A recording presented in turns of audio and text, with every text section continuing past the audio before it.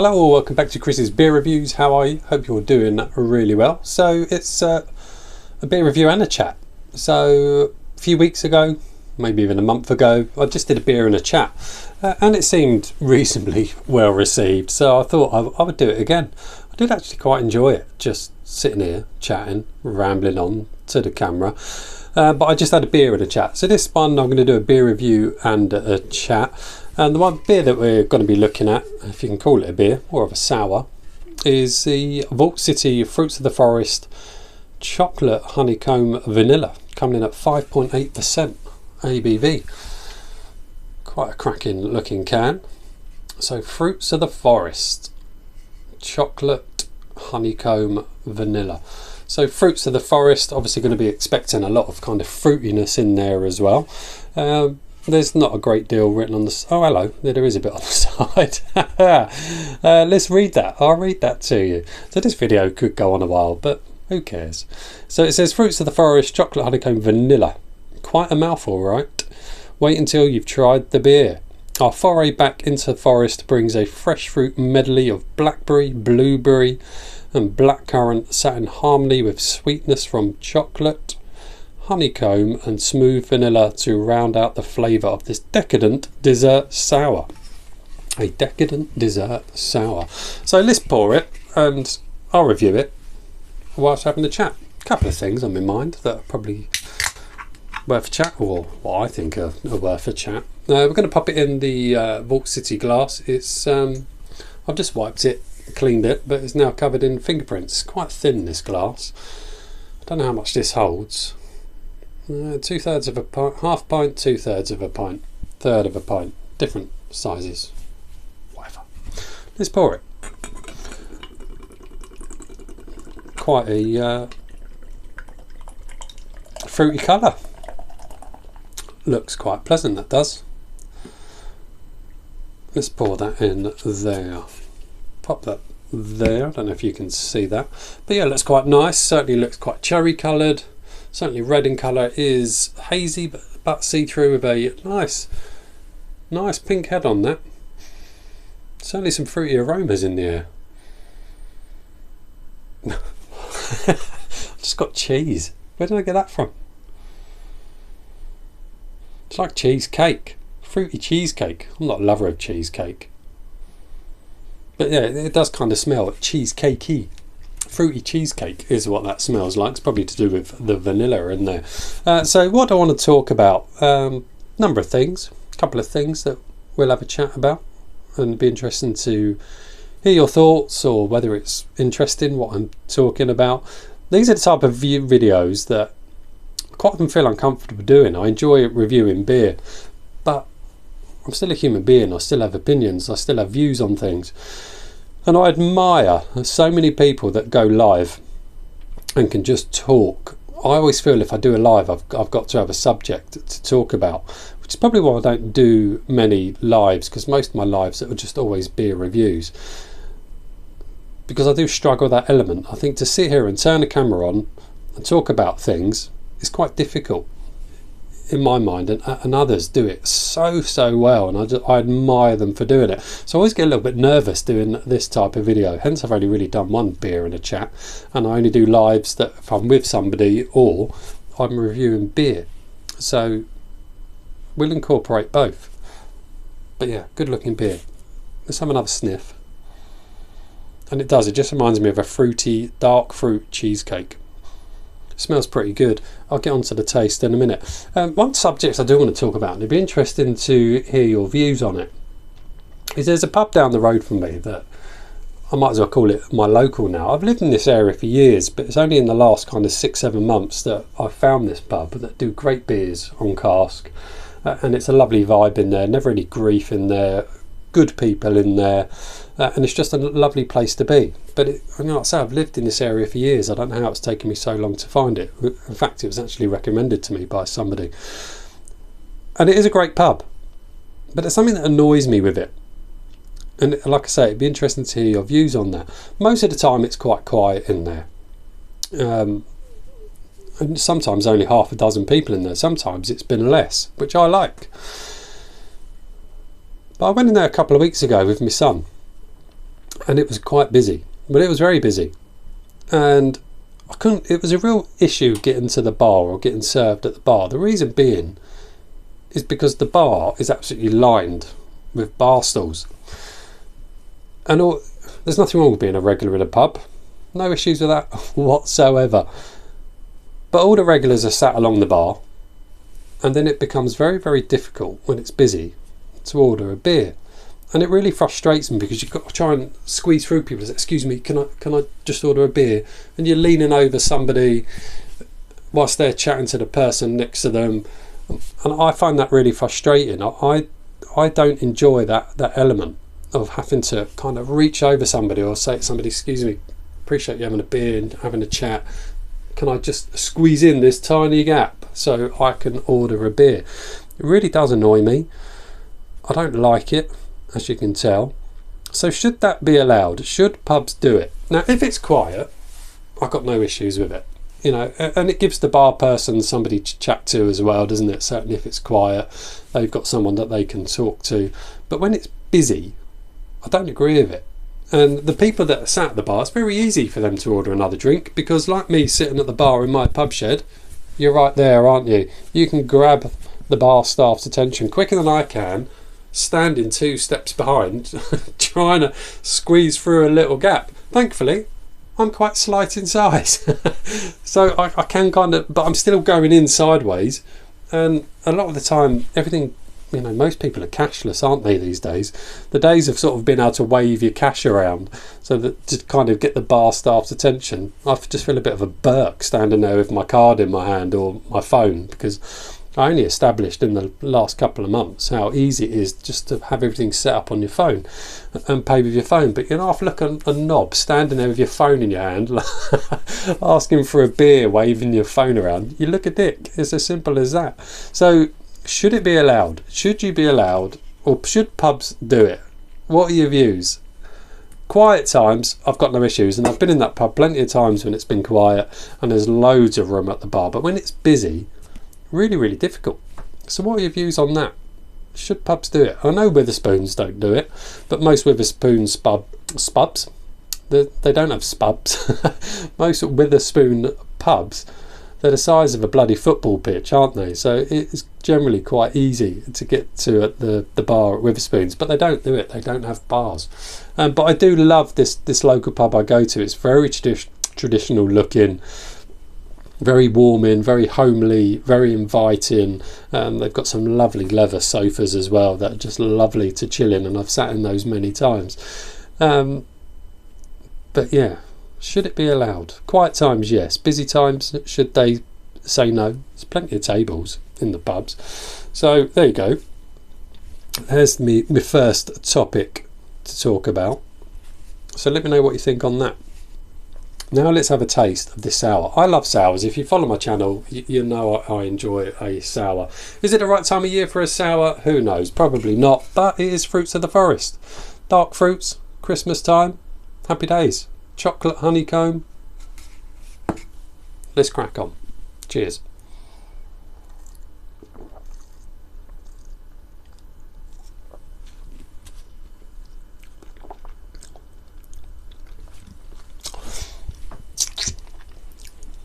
Cool, there's a lot going on in there. That is a busy sour. But I love it. I love sours. And Vault City are generally the kings of sours. Oh, that just keeps on giving. Oh, that keeps on giving a lot. Oh, that's cracking.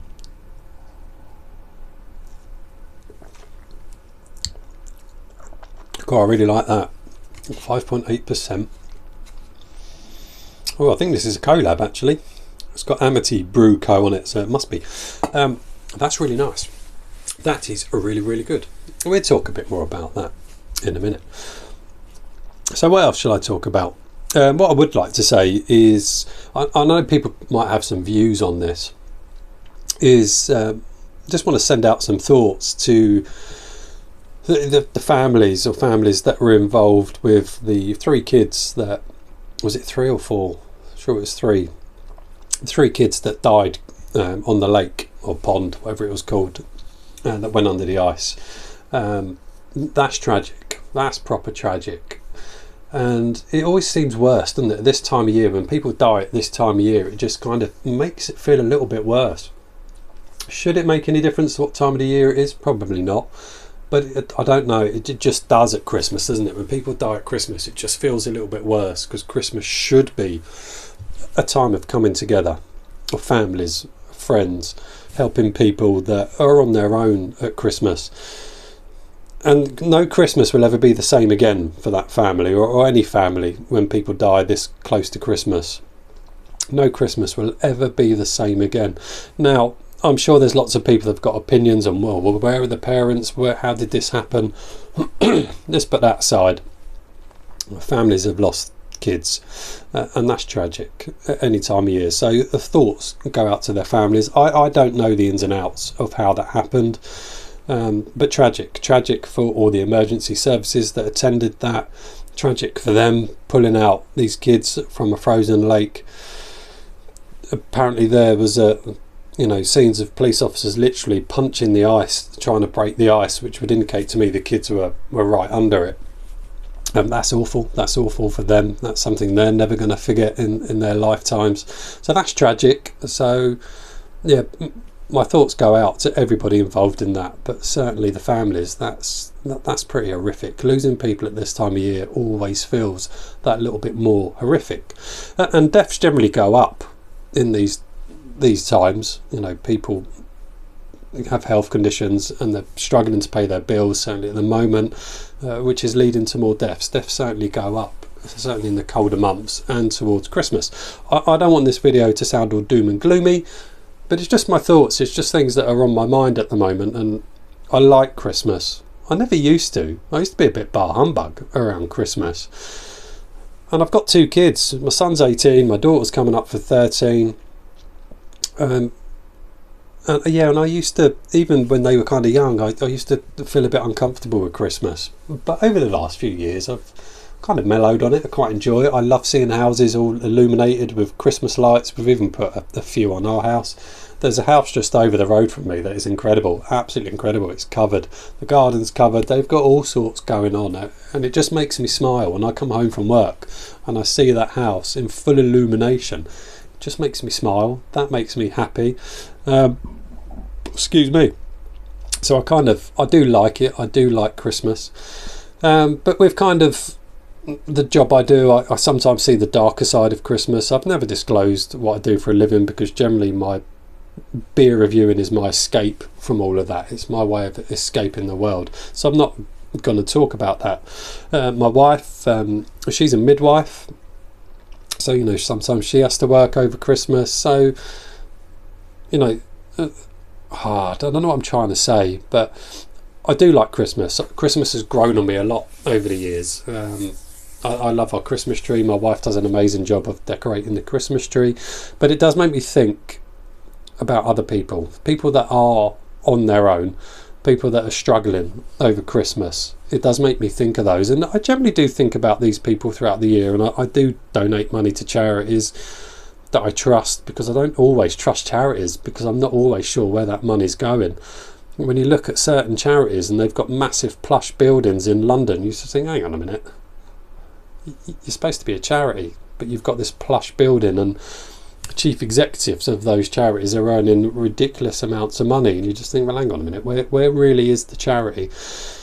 So I donate money to charities that I kind of trust, and I've got my other channel which is all to do with my health conditions, but that channel is more about helping other people with those conditions rather than about me. It's there to help people, because I like helping people. So Christmas, it makes me think about that. It makes me think about people that are struggling, certainly financially, because there's so many pressures, aren't there, these days on people, with social media, in the news, everything, and technology, and everything's got a lot more expensive when it comes to kids' presents. So it's hard. It certainly is hard for parents, whether you're a single parent, whether you're a normal, that's not the right word, a double parent family. If you're on low incomes, Christmas is hard, and there's so many demands, and there's so many challenges, and there's so many expectations. Certainly with technology is expensive, and you think about gifts for kids these days, most of them want something technologically related, and they're not cheap, are they? So that's difficult. So I feel for those people that are generally working their asses off and are on low incomes, and for people that are on their own over Christmas. That's difficult, because at Christmas, you know, people live alone all the way through the year. That's tough anyway. We're social creatures, human beings, aren't we? We are social. So to be on your own throughout the year is hard enough, but then at Christmas, that person sitting on their own knows that that's generally a time when people are coming together and people are celebrating and people are having a good time. So for those people that are on their own, that makes them feel even worse. And suicides around the Christmas time go through the roof. Absolutely go through the roof, which is tragic. And male suicide is really quite high as well. So I feel for those people, and people that are struggling financially. You know, there are, I mean, I was in Sainsbury's the other day, and Sainsbury's have slashed loads of prices on veg. Big bags of veg for 19p. Happy days, that's great, but there's still lots of other things in Sainsbury's that are super expensive, and they're really trying hard to price match Aldi. You know, Sainsbury's has declined as a supermarket over the years. It used to be top, but it's gradually declined because they are expensive. It is that simple. So to reduce all those things, and we mostly shop in Aldi, but we went in Aldi this Christmas, and you know, like I say, I was amazed to see big bags of veg down to 19p. Happy days. Kind of advocate that, and that's good. Price of turkeys? Are you serious? Price of turkeys? I mean, we buy a crown of turkey, and that's not cheap. And then I was looking at the price of turkeys, and you know, if you are a family of 4 and then you're inviting people over at Christmas, so you need a turkey that's going to feed 8 to 12 people, you're looking at fucking £60. 60 quid for a turkey. I mean, come on, seriously. I mean, I do buy, you know, expensive beers. This one here, you know, that was 25 quid. Don't get me wrong, I'm not flush. I work hard and I do a lot of overtime to pay for the niceties to put on this channel. So, you know, I accept that I work full time. I earn an okay wage, as does my wife as a midwife. And with overtime, I can afford luxuries, but that's not wasted on me. I do appreciate what else is still going on in the world. But fucking 57 to 60 quid for a turkey? Really? You know, I appreciate turkeys, other than Easter, probably don't get bought that often. So they've got to look after the turkeys, and there's probably a lot of money involved, and I imagine the big supermarkets are screwing farmers on prices, etc. But 57, 60 quid for a turkey? It's ridiculous, isn't it? And then those people have then got to buy presents, and if you're having people over at Christmas, you feel you've got to buy them something as well, and the cost is astronomical. And that's what annoys me with Christmas, is a lot of it is commercial, and it frustrates the life out of me. You know, you think how quick things in supermarkets appear before Christmas. You get towards the end of September, Christmas stuff's appearing, and it kind of takes the fun out of it sometimes, because I think you've had Christmas rammed down your throat since the end of September, October, etc. And it's just constant, isn't it? It's constant demand. It's constant buy this, buy that, which just puts such pressure on people. Oh God, I know I sound a bit Victor Meldrew, but I just don't remember it being like that back in I was born in 75, so you can say the 80s when I started to really, you know, pick up on things. I just don't remember it being like that. I really don't. You know, everything is so commercial, so commercial. I find it obscene. You know, there's other things that, you know, are just as commercial. Easter, you know, another reason. You know, Easter eggs and everything else around Easter. Well, original meaning of Easter has got nothing really to do with chocolate eggs. And Mother's Day, Father's Day, I don't really care about Father's Day. I generally don't. but they're all things that are just thrown at you, aren't they? And that, I just find it too much. It just puts pressure on people. Father's Day, Mother's Day, you think about Father's Day and Mother's Day. How many of you actually really know the true meaning? The true meaning of Mother's Day? I've looked it up a long time ago. And if you're not a religious person, Mother's Day shouldn't be a thing. There's plenty of other things as well. And that just frustrates me. And as much as I do love Christmas, it does frustrate me. And I think there's a lot of people that are going to be on their own at Christmas, and that's very, very sad. There's a lot of people that are not going to be able to afford much. And if you can, I do give money to charity. I do put the odd item in the food bank big baskets that they have in supermarkets, to try and help people that are, genuine people that are struggling. Food banks are massive, aren't they now? There's so many people having to use food banks in these times, and that's dreadful, and that's not wasted on me. Like I say, I'm not flush, but I can afford the odd luxury, but that's only through hard work and overtime and literally working a lot of bloody hours, which is why I don't always put out loads of reviews. Sometimes I don't put out a review for over a week because I'm just too bloody busy, and it's just a release, and it's a hobby for me. So this time of year does make me think about those people even more. So if you can put something extra in a food bank, and I know people are struggling, so I'm not saying you've got to go and do it, but if you can, then do so, because it might just help a family out. It might just help someone have a bit of a better time at Christmas, when they should be having a bit of a better time all year round, really. So yeah, there you go. That's my Christmas for you. But I don't want to be on a downer, and I do hope you all have an absolutely fantastic Christmas. I hope you all eat well. I hope you spend time with family and friends. Because for me, that's more what Christmas is about, is people coming together. And I'm guilty of it. I don't do enough of it, spending time with my family, because I work so bloody hard that when I get my days off, I don't really actually want to go and be sociable, because I'm normally knackered. So yeah, embrace that time with family and friends. It's a good thing to do. It really is. Let me tell you about this beer.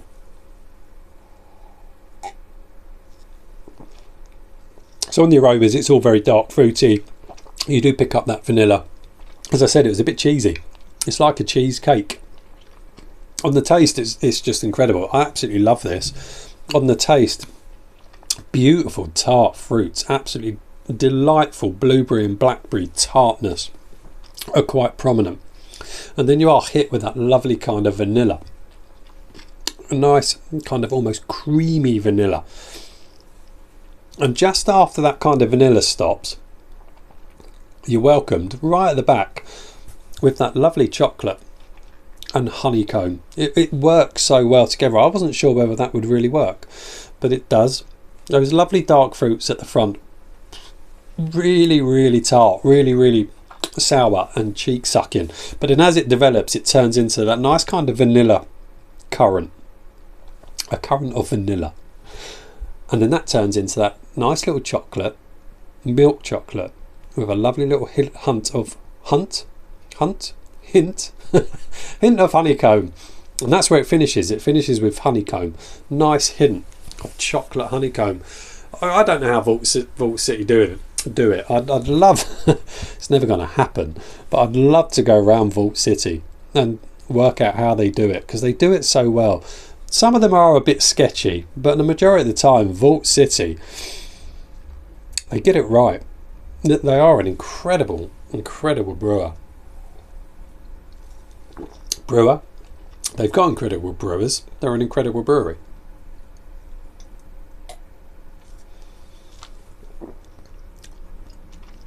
It makes it.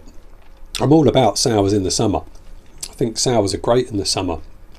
But because of the way this works, and because of that chocolate and that honeycomb and that vanilla, it makes it quite a winter sour as well.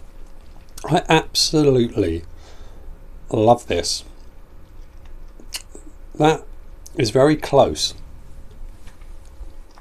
to being one of the best sours I've had this year. As I say, the ABV was 5.8%. with sours, it's sometimes quite difficult to pick up on the ABV. There's a little bit of yeastiness to it as well. The mouthfeel's great, the body's great. That's really good. Really, really nice. So anyway, I've discussed a couple of things. I haven't really got much more to say. Just needed to get something off my chest. So 2023, what's new for 2023 on Chris's beer reviews? Not a lot. Not a lot. Like I say, this is my escape. This is where I come and sit in my fantastic little beer shed to escape the world, to escape reality, and just have fun, enjoying a beer and reviewing a beer. I've got a couple of beer reviews saved on my phone that I haven't put out yet. I certainly won't be putting any videos out over the festive period. So I'm a bit behind on the sort of beer reviews. But like I say, this channel is just fun to me.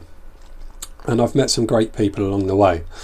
And that I really like. I've had some great times with people I've met through the channel. And I love the comments, and I reply to as many comments as I can, but sometimes YouTube doesn't tell me I've got a comment until about 4 months later, so I apologise to those people. It's not deliberate. I do try and reply to every single message I can. I've got no idea how long this video is going on for, because I don't watch myself on the screen. I have it the other way around, so it's just the camera facing me, so I cannot see the timer. So I'm hoping there's enough memory on my phone left, because I've got so much stuff on there that supports this. I do touch my face a lot, don't I? Even though I can't see myself, I've just become aware of it. Yeah, I've met some great people. I've had some great times through YouTube, and I thoroughly enjoy what I do. But sometimes I can't be asked. Sometimes I just cannot be bothered to do a review. Sometimes I just come and sit up here on my own, watch crap on YouTube. I watch all sorts on YouTube, and I mean absolutely all sorts. It's just my escape. It's my little happy place. But I was sitting up here in my happy place, and I thought, I've just got to do a beer and a chat. I've just got to go and do it. Wife's at work, she won't be until late. Kids are okay, they're all good, so I thought I'd have a beer and a chat. But yeah, I enjoy what I do on YouTube. Met some great people, had some great times with people on YouTube, and I hope that continues. So yeah, for 2023, not a lot is going to change on my channel. If there's anything you think I should, pardon me, if there's anything you think I should do on YouTube, then tell me, and if I think it's worth a go, I'll give it a go. But this chat has probably gone on for so long. But yeah, moving into the new year, and for everybody else moving into the new year, oh, the other thing I was going to talk about, I don't know why it's come up now, is trolls. You know, trolls are quite vile. I think they're quite horrendous. And everyone's entitled to an opinion, but when they get really, really nasty, there's no place in the world for that. None whatsoever. I don't like trolls. I see a lot of people on social media that get trolled, and a lot of famous people get trolled unnecessarily as well, and it's just vile. These people are still human beings. The whole Jeremy Clarkson thing with him and Harry and Meghan, I know nothing about that, so I won't comment on that, but I've got no doubt that's going to cause an awful lot of trolls for many different people that have different opinions on it. I have no opinion on it because I don't watch it. I don't get involved in that sort of thing. It doesn't appeal to me. It doesn't affect my life, so I won't watch it. But it will create trolls, won't it, for all parties that are involved in that, and anybody that's got an opinion on that is going to get trolled one way or the other. Have an opinion. Please have an opinion. Opinions are important. Opinions are like arseholes. Most people have got one. I haven't. Check out Sydney Stomer to find out why I haven't got one. But it's about doing things in context and doing things the right way. Trolls, disgusting thing. There's more I could say on trolls, but this video's gone on for long enough, so I might save that for another video. But there you go, I'm all done. Thank you very much for watching. I've got no idea how long this has gone on for. I'm getting off the air. I will see you all soon. Take care. Have a wonderful Christmas and much love to you all. Take care. Bye now.